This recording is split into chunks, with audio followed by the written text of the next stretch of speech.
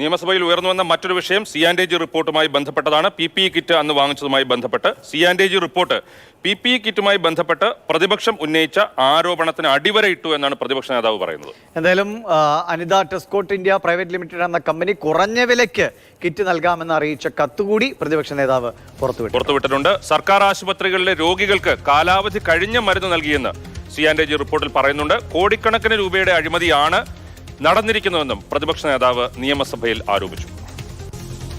ഇപ്പോൾ ഞങ്ങൾ ഇന്നൊരു കത്ത് പുറത്തുവിടുകയാണ്.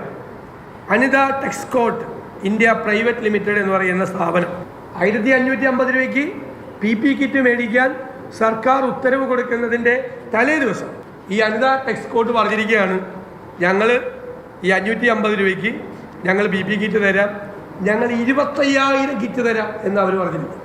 25,000 കിറ്റ് 550 രൂപയ്ക്ക് തരാം എന്നുള്ള കത്തിരിക്കുമ്പോൾ അതിൽ നിന്ന് വാങ്ങിക്കാതെ 1550 രൂപയ്ക്ക് 3 ഇരട്ടി വിലയ്ക്ക് ഇവർ PPE കിറ്റ് വാങ്ങിച്ചു. അപ്പോൾ മുൻ ആരോഗ്യമന്ത്രിയുടെ ഈ പറയുന്ന വാദം കൃത്യമായി പൊളിയാണ്.